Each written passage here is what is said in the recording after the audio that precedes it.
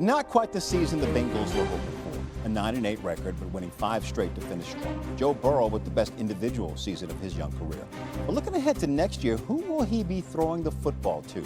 Jamar Chase and T. Higgins form arguably the best receiver duo in the NFL. But with both looking for big contracts, it may be hard for Cincinnati to keep them together. Here's Ben Baby with a closer look at one of the NFL's biggest offseason storylines. What is the cost of retaining greatness? That's what the Cincinnati Bengals have to answer this offseason regarding Jamar Chase and T. Higgins, 2-star receivers looking for new deals. Of course, this isn't the first rodeo for either player. Chase missed all of last year's training camp with a hold-in, while Higgins was left playing on the franchise tag. But if anyone knows what Chase and Higgins are worth, it's their quarterback.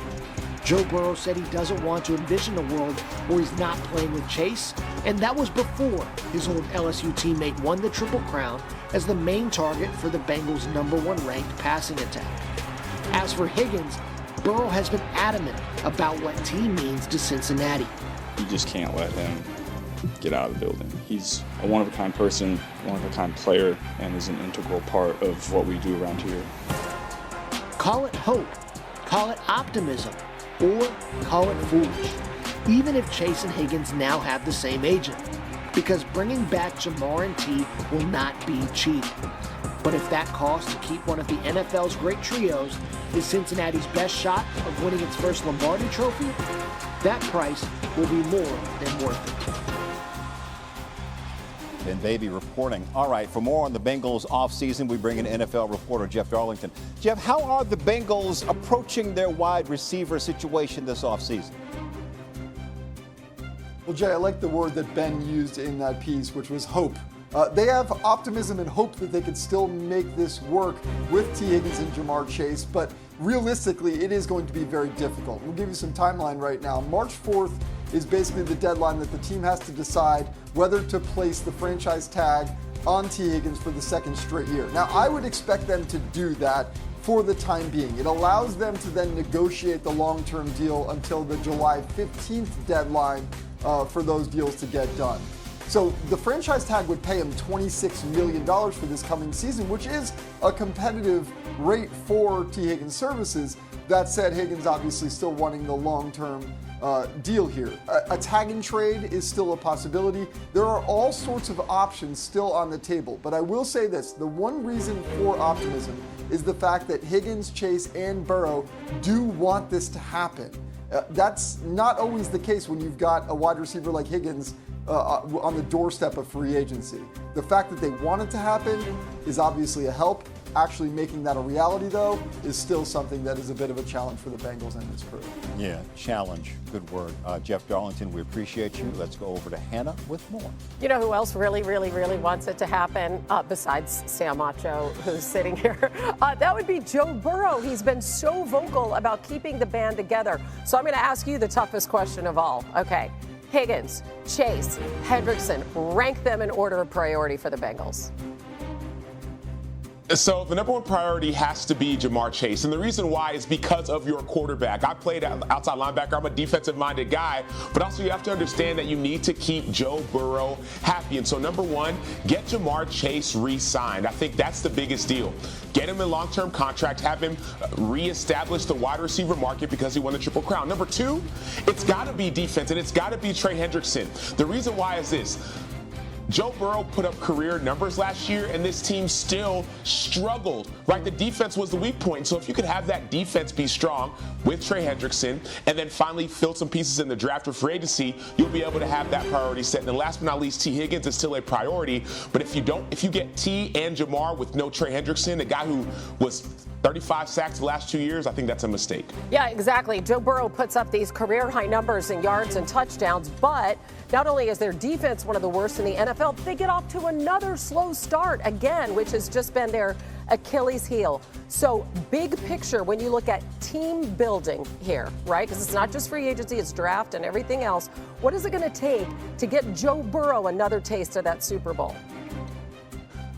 Well, it's going to take the guys not named Joe Burrow. It's going to take the defensive side of the ball. So what the Cincinnati Bengals did, they have a new defensive coordinator, Al Golden. He came from Notre Dame. They're one of the best defenses in all of college football. And so that coordinator needs to come in and not only bring in a new, fresh mindset, but bring in some fresh pieces. When the first-round pick, 17 overall, I would argue go get a defensive tackle. Second-round pick, lean on the defensive side of the ball as well. And so for me, you have to have this resurgence of a defensive prowess. The Cincinnati Bengals team has an opportunity with the offense that is outstanding to be able to have a playoff caliber, a Super Bowl caliber team, but it's got to be led by the defense. We saw last year the Green Bay Packers brought in Jeff Hafley from college, a top 10 defense. Maybe that same college NFL defense could be a priority. Yeah, thanks a lot, Sam, for pointing out that they stole our defensive coordinator, Al Golden. Still trying to get over that, but we wish him well.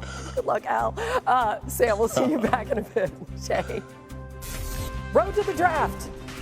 Let's take a look at the latest edition of Matt Miller's top prospects.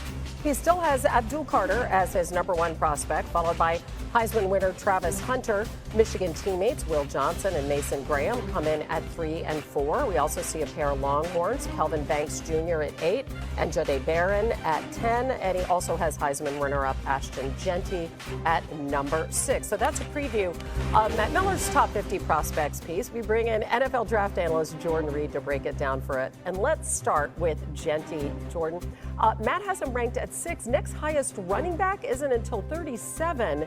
In your mind, what separates Jeanty so far from the rest? Well, Hannah, Valentine's Day was a week ago, but when we're talking about love, there's plenty to love about Ashton Jeanty. I think he's clearing away the best running back prospect in this year's draft class. And let's just take into account the yards after contact. He had over 2,000 yards rushing this year, but if we're just talking about yards after contact, he had over 1,700. So he still would have led the FBS if we're just taking that into account. Then you have to factor in the vision, the catching ability, and then just the breakaway speed with Ashton Jeanty. It would not surprise me if he goes as high as the Las Vegas Raiders at #6 overall, and then you look at the Dallas Cowboys at 12, or even the Denver Broncos at #20 overall. Of course, we know the Raiders are one of those teams that needs a quarterback. Interestingly, Matt doesn't have any quarterbacks in his top 10. He has Cam Ward at 13, Shedeur Sanders at 22. And a reminder, this is a draft order. This is just based on talent and potential as pros. So I'm wondering, with that in mind, would you rank Ward ahead of Sanders at this point? Yes, I do. I agree with Matt. I believe Cam Ward is the best quarterback in this year's draft class. And that is because the physical ceiling that he has. And that's where I believe he really separates himself from Shedeur Sanders. Yes, Shedeur is a better thrower from the pocket and he's more polished right now. But if we just take into account everything from the pocket and then also the ability to create outside of it, that's where I believe Cam Ward differentiates himself. And what I love the most about Cam Ward is that everywhere he's been, whether it's Incarnate Word, Washington State, and most recently at Miami, he's had a profound impact, and I believe he can do that on the next level. Absolutely elevated that program in Miami. All right, let's go to two-way player Travis Hunter. He's so fascinating. He's ranked #2 on the list. Do you think his prospects change if he's listed solely as a defensive back as he is at the Combine? Well, you see my face light up when I get to talk about Travis Hunter just because I believe this guy is so rare as a prospect. It's very rare that we see a player not only play on one side of the ball, but also go over and transition to the other side and play as a full-time player. Averaged over 125 snaps a game. And when you take into account the players that have done that in years past, I think of Champ Bailey when he was coming out of Georgia in the late 90s, Charles Woodson also, and even Chris Gamble when he was at Ohio State. But what we see with Travis Hunter is I believe he's a defensive back on the next level that can sprinkle in some a little bit as a wide receiver, but where his bread is buttered is as a defensive back, and I think he could be a game changer on the next level on both sides of the ball. Oh, I'm here for it. I think everybody wants to see that, him included. Jordan Reed, your next mock draft comes out in a week and a half. Looking forward to it. Thanks, my friend. All right, Hannah, Sam Acho back with us. Sticking with Travis Hunter, because when Jordan was talking, I was watching you. You were smiling and you were nodding your head when Jordan was talking about Travis. How would you rank Travis if he specialized in one position? I'd have him at, well, it depends on what position, right? If you specialize him as a corner, he's the #1 overall prospect. I mean, here's the thing about Travis Hunter. You heard Jordan Reed say that he's a rare talent. I would argue a generational talent. So regardless of where he's at, he's the best player in this year's draft. Now, I believe he should be primarily a cornerback, but also he should have packages at wide receiver. And the reason why is this. Think about the teams that have the top couple overall picks. Tennessee, they need help at wide receiver as well. So do the Cleveland Browns. So when you get a player of the caliber of Travis Hunter, who not only played wide receiver, but won the Biletnikoff Award, meaning he was the best wide receiver in college football, but he's a generational talent defensive back, a game-changing DB. For me, it's easy to have Travis Hunter as a #1 player. Yeah, maximize the talent that young man has. All right, defensive end Abdul Carter seems to be creeping up lots of mock boards. He's at the top of Matt Miller's board. Where do you have Carter? I'd have him at #2. I have Abdul Carter second on my board. And the reason why is Abdul Carter not only is a game changer and game wrecker, but that's where we're seeing the NFL go. The reason the Philadelphia Eagles won the Super Bowl is because of their pass rush. I played for Vic Fangio. I reached out to him after the game. He said, hey, we won first contact, meaning when the first 3 seconds of the down happened, the pass rush was winning. And that's what Abdul Carter does. In the first 2 to 3 seconds of the down, he wins, whether it's with his speed, his quickness, his get off, or his acceleration. I think he's an unbelievable player as well. So I have him #2 behind Travis Hunter. Should be interesting. Sam Acho, thank you, my brother. Appreciate you. Boy, wouldn't that be great for the Giants if Ward was still on the board there at #3, given what we just heard? All right, we broke down the Bengals. How about the rest of the North? Jeff Darlington is back. He moves ahead for the Browns, the Ravens, the Steelers. In Pittsburgh, they are still uncertain with questions at quarterback, front, and center. So we welcome back Jeff Darlington and Sam Acho, who hit on the Bengals earlier. So, guys, let's go through the rest of the AFC North, starting with the Pittsburgh Steelers. Jeff, what can you tell us about this QB situation in the Burgh? Well, Jay, I can tell you it's quite the predicament, and for multiple reasons, not the least of which is the team went into a risk-reward scenario last year with Russell Wilson and Justin Fields both on one-year deals, hoping that by the end of the season they would find their franchise quarterback in one of them. The clarity, though, did not necessarily unveil itself as the team would have hoped. Now, saying that they'd like to sign one but not both, and that's if they even wind up being able to sign one of them. So the question, of course, is how do they acquire a quarterback for the 2025 season? We know some of the names that are out there, certainly Aaron Rodgers being one of them, but we also know the Steelers don't necessarily have a top 20 pick in the NFL draft to find a starter that way either. So quite the predicament, and not one that's going to show up anytime soon. I think we're going to need some time before the Steelers figure this out. All right, Sam, in your opinion, what's the Steelers' biggest need this offseason? Well, it's absolutely quarterback. I think the Steelers tried to make a decision last year at quarterback, and there was still no answer. It's not Russell Wilson, nor is it Justin Fields. And you could argue that Justin Fields could take over for this upcoming season, but the issue with that is last season, Justin Fields and Russell Wilson competed for the starting spot.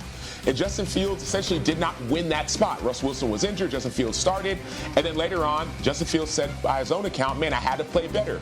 So for me, I don't think that going back to either Russell Wilson or Justin Fields is the long-term answer for the Pittsburgh Steelers. So for me, it's quarterback that's still the biggest question mark for Pittsburgh. All right, back to you, Jeff. What are you hearing out of Baltimore and who they're prioritizing this offseason?